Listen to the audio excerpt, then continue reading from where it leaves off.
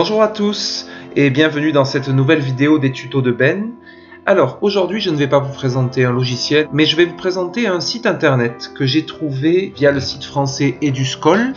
Le site internet dont je vais vous parler n'est pas un site français, c'est un site belge, wallon pour être exact, qui a été mis en ligne par le ministère de l'Emploi et de la Formation wallon.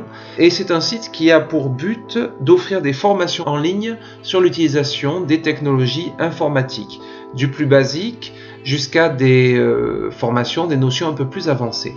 Alors, vous trouverez un lien pour ce site internet dans le descriptif de la vidéo. Je le mettrai également à la fin de la vidéo. Mais laissez-moi vous montrer un peu ça. Donc, je vais sur Google Chrome. Alors, j'ai d'ores et déjà mis le site dans mes favoris. Donc, je n'ai pas besoin de le retaper sur Google. Je vais simplement cliquer. Mais vous voyez ici l'adresse du site qui apparaît. Voilà, cette adresse-là que je vous remettrai donc en dessous de la vidéo. Le site s'appelle PMTIC pour Plan Mobilisateur TIC. L'idée est vraiment d'offrir une formation en ligne qui reprenne vraiment les bases de l'informatique, plus quelques notions un peu plus avancées pour des personnes qui seraient un peu moins novices ou qui désireraient se former. Le gros avantage de ce site internet, c'est que il permet vraiment de se former à son rythme et selon ses besoins à un moment donné.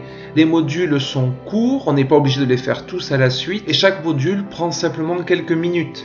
Alors, le site s'organise ainsi. Il y a 4 unités différentes de formation. On peut travailler sur l'environnement numérique, premier onglet, sur la communication via l'informatique, avec les réseaux sociaux, etc. Sur la recherche et le stockage d'informations et de données, et la création, c'est-à-dire qu'il y a des formations également sur 4 logiciels. Donc nous avons 4 unités différentes. Alors, chaque unité contient des sous-parties, comme vous le voyez. Je vais aller par exemple sur environnement numérique. Nous avons des sous-parties. Nous avons par exemple comme sous-partie la machine. Et la machine se décompose elle-même en 4 petites formations possibles. On peut avoir une formation sur l'utilisation de la souris, l'utilisation du clavier, de l'ordinateur, ou ici, fiche mémo, ce n'est pas vraiment une formation. En fait, ce sont des résumés que l'on peut imprimer pour se rappeler de ce que l'on a appris. Toujours dans environnement numérique, nous avons des formations sur le système d'exploitation, alors des généralités, puis quelques leçons et quelques aides sur l'utilisation de Windows 7. Je vous rappelle que c'est le Windows qui est installé sur les ordinateurs du Conseil général à l'heure actuelle.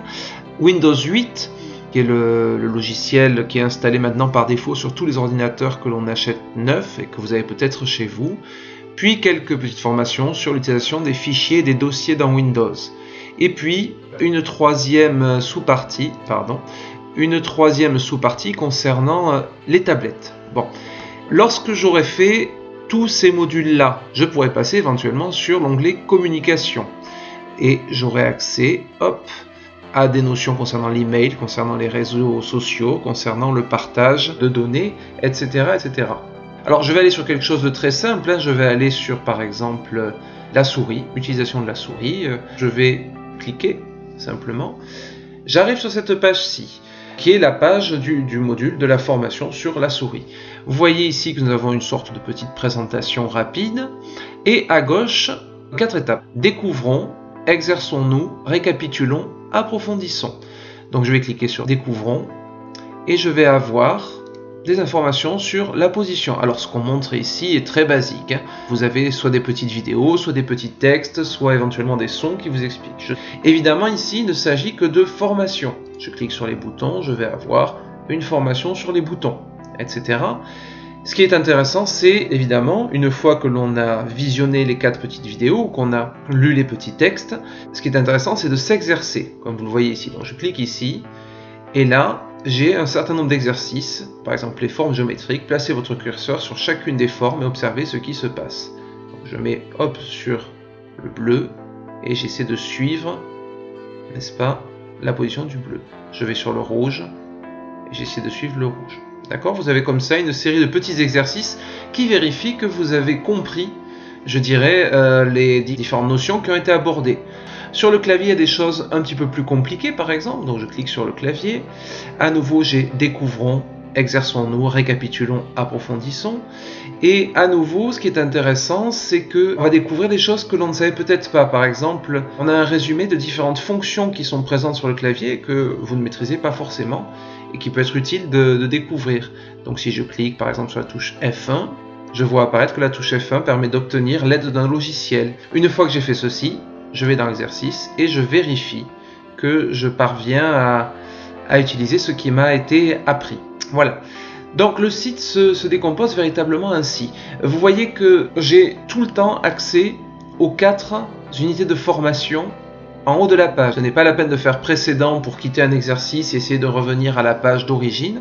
Vous avez en permanence accès aux différentes unités de formation. Voilà, je vous conseille de mettre donc ce site dans vos favoris et vous aurez comme ça vraiment des bases, mais j'insiste aussi quelques formations sur des choses un petit peu plus techniques. Par exemple, notamment le stockage de fichiers dans ce qu'on appelle le cloud.